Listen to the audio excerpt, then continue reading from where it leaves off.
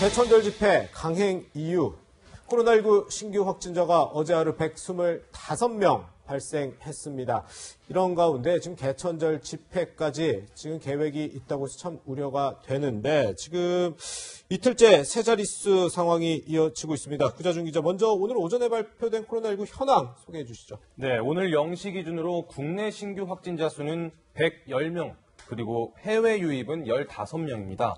이로써 누적 확진자가 23,341명이 됐고요. 사망자는 5명 추가돼서 모두 393명이 됐습니다. 네.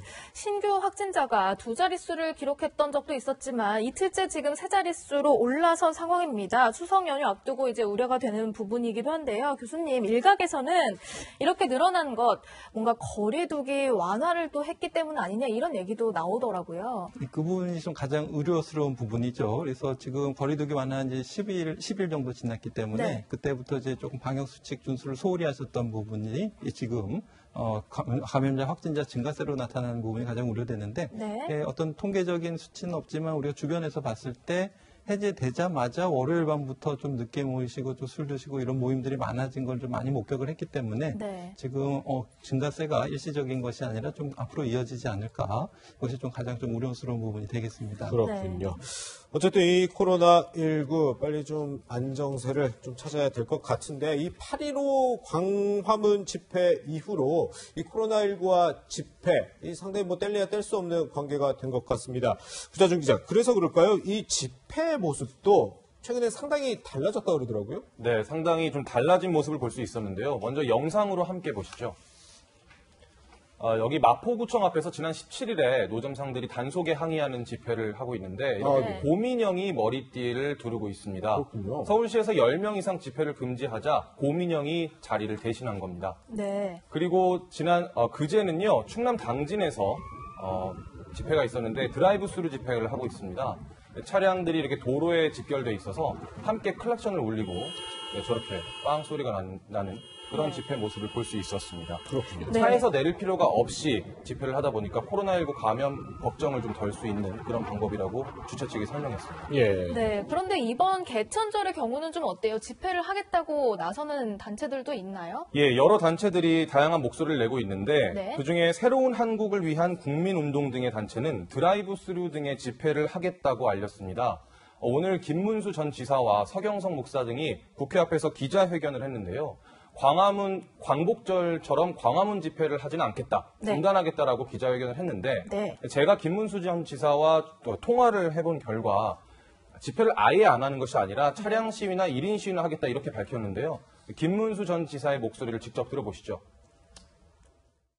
10월 3일 집회는 차량 시위와 1인 시위 합법 집회를 하겠습니다. 집회와 시위는 국민의 기본권도 극도로 침해하고 이 공권력을 이용한 방역을 빙자한 계엄 상태, 여기에 우리가 말려들 필요는 없답니다. 반하고 빈미를 줄 필요는 없다, 이렇게 봅니다. 그래서 차량 시위나 1인 시위는 합법적인 시위이기 때문에 정부에게 어떤 탄압의 빌미를 제공하지 않겠다 이런 이야기였고요. 그리고 서경석 목사는 카퍼레이드, 그러니까 드라이브 스루 집회를 새롭게 이야기를 했습니다. 네. 당장 모레인 오는 26일에 각 구에서, 서울 시내 각 구에서 카퍼레이드를 열겠다고 밝혔고, 예. 그리고 이번 개천절에는요, 원래 이 김문수 전 지사나 서경석 목사 등이 밝힌 계획은 여의도 전경련회관에서 차량 200대로 행진할 계획이었습니다. 예. 그런데 이것을 경찰이 금지할 방침을 보이자 그러면 우리가 차를 각자 타고 집회 신고지가 아닌 주차장에 모였다가 예. 9대씩 끊어서 나가겠다. 도로에 예. 나갈 때 9대씩 끊어서 행진을 하겠다. 네. 이런 식으로 경찰 측 요구를 들어주겠다. 이렇게 밝혔습니다. 아니 그러면 주최 측은 이 차량을 이용한 집회이기 때문에 감염 우려가 적다 이렇게 주장을 하고 있으니 정부는 이건 허용하겠답니까? 그런데 정부는 강경 대응을 밝혔습니다. 아, 그렇군요. 네, 문재인 대통령도 지난 22일에 방역을 방해하는 행위에 대해서는 강력하게 대처하겠다 이런 의견을 밝힌 바 있는데요. 정세균 총리는 오늘 어떤 변형된 방법으로도 집회를 용납하지 않겠다 이렇게 밝혔습니다. 네. 그러니까 드라이브스루 집회도 개천절에는 할 수 없다는 입장입니다. 그렇군요. 그렇다면 이번 개천절 때는 이게 뭐 추석 연휴 마지막 날이기도 한데 지난 광복절 때처럼 대규모로 모이는 집회는 안 열리는 겁니까? 그렇게 확신할 수도 없는 상황입니다. 또 그래요? 왜냐하면 지난 광복절 집회를 주도했던 8.15 비상대책위원회 같은 경우에는요. 우리는 드라이브스루도 안 하고 어떤 변형된 집회를 하지도 않겠다. 원래대로 하겠다. 이렇게 강행할 의지를 밝혔습니다. 예. 대신에 개천절 집회 금지를 얘기한 정부의 그 방침은 부당한 것이다. 아하, 네. 그래서 우리는 행정소송을 내겠다. 이런 입장을 저와의 통화에서 밝혔습니다. 그렇군요. 네, 그런데 걱정이 되는 건 아무리 방역 수칙을 잘 지켜가면서 집회를 하겠다고는 하지만 교수님, 그래도 집회를 이런 식으로 원래대로 한다면 걱정이 될 수밖에 없겠는데요. 그렇습니다. 방역 수칙을 지킨다면 문제가 없겠지만 문제는 이제 지킨다고 신고를 했지만 실제 집회 현장에서는 방역 수칙이 안 지켜지고 또 이렇게 다른 다중이용시설, 화장실이라든가 끝나고 식사를 하신다던가 음식을 드신다던가 이런 일들이 많기 때문에 네. 또 예상 인원보다 더 많은 인원이 막 몰린다든지 그래서 지난번에 8.15 집회 때도 실제 신고된 것보다 집회 내용이 많이 달랐기 때문에 네. 이런 사태가 생겼는데 방역 수칙을 잘 지킨다면 문제가 없지만 이제 우려되는 것은 그 수칙대로 집회가 일어나기 좀 어려운 부분이 있을 수 있겠다는 점이 예. 좀 우려되는 부분이 되겠습니다. 그렇군요. 그런데 반면에 이런 차량을 이용한 집회는 허용해야 한다. 이런 의견도 일각에서 나오고 있습니다. 한번 직접 들어보시죠.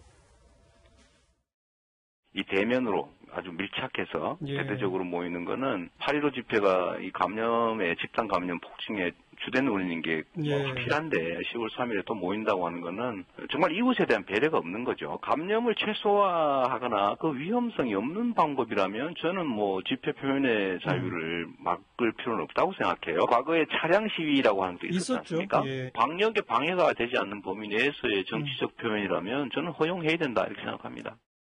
네, 뭐 이재명 지사 같은 경우는 방역에 방해되지 않는 범위에서는 허용할 수도 있다 이런 입장을 밝히기도 했는데 일단 지금 8.15 서울 도심 집회 관련 누적 확진자 어제 정오 기준으로 623명에 이른다고 합니다. 교수님, 어쨌든 지금 뭐 정치적인 성향 이런 걸 다 떠나서 정치적 보호를 떠나서 오로지 방역의 관점에서만 봤을 때는 좀 집회 자제할 때가 아닐까 싶네요. 네, 그럼요. 집회 자제하셔야 되고요. 앞에 소개해 주신 것처럼 고민형이라든가 진짜 차에서만 시위를 한다든가 아니면 비대면이라든가 아니면 정치적 표현을 뭐 다른 방법으로 토론회를 한다든지 얼마든지 다른 방법들이 있기 때문에 표현의 자유를 그런 식으로 좀 하시고 이번에 모이시고 하시는 집회는 좀 안 해주셨으면 좋겠습니다. 그렇군요. 네, 코로나19 관련한 상황 두 분과 함께 짚어봤고요. 두 분과는 여기서 인사 나누겠습니다. 고맙습니다.